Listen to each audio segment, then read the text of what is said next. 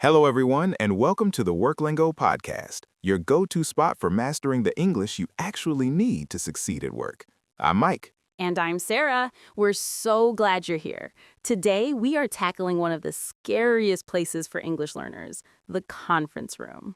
Oh, you mean the place where everyone speaks at 100 miles per hour and you're just sitting there nodding your head while praying no one asks you a question? Exactly. Meetings can be intimidating. You have the ideas, but sometimes the language wall stops you from sharing them. I've been there. Early in my career, I had a great idea in a meeting, but I spent 10 minutes translating the perfect sentence in my head.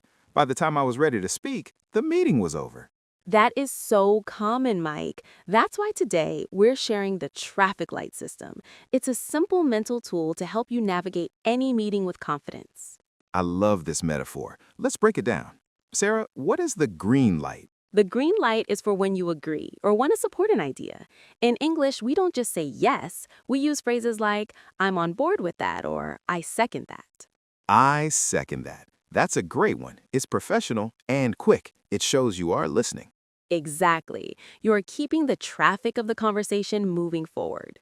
Now, the yellow light is my favorite. This is for when things are moving too fast or you are a little confused. Right. Many learners feel embarrassed to ask for clarification, but in the business world, asking questions is a sign of strength, not weakness. So, instead of staying silent, you use a yellow light phrase like, could we take a step back for a second? Or, just to make sure I'm following. I use just to make sure I'm following all the time. It's a polite way to ask someone to repeat a point without saying, I don't understand. But what about the red light? This is the hardest one. How do you stop a plan or disagree without sounding rude? This is where softeners come in. You don't say, that is a bad idea. You say, I have a few reservations about that.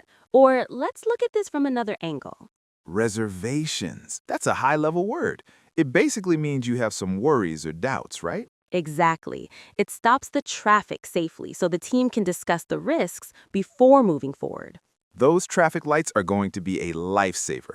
But Sarah, we use some specific corporate words there that might be new to our listeners. Should we break them down? Definitely. Let's do a quick word tour of the terms that will make you sound like a pro in any meeting. I'll start. The first one is takeaway. You'll hear this at the end of every meeting. A takeaway is a key point or a task you need to remember or do later. Right. For example, my main takeaway from today is that we need to finish the report by Friday. Exactly.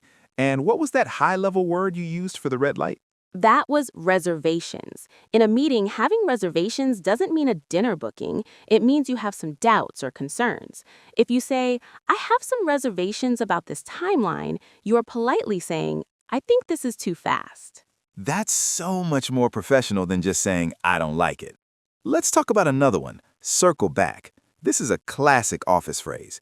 It just means to talk about something later. Yes, if a conversation is going too long, you can say, let's circle back to this tomorrow. It's a great way to save time. And finally, being on board. This is an idiom.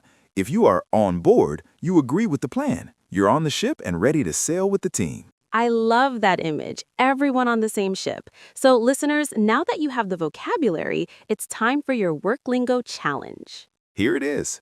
In your next meeting, even if it's a small one, try to use a yellow light phrase. Just one. Even if you understand the speaker perfectly, practice saying, could I just clarify one thing? Or just to make sure I'm following? It's all about building that muscle memory. The more you say it when you're comfortable, the easier it will be to say when you're actually stressed. Great point, Mike. Remember, you don't need a perfect vocabulary to be a great teammate. You just need the right tools to stay in the conversation. Well, that's our time for today. Don't forget to hit that subscribe button and join the Worklingo community. We want to hear from you in the comments. Which traffic light do you find the hardest to use? Red, yellow, or green? We can't wait to read your stories. Until next time, keep practicing and keep growing. Bye, everyone. See you in the next meeting.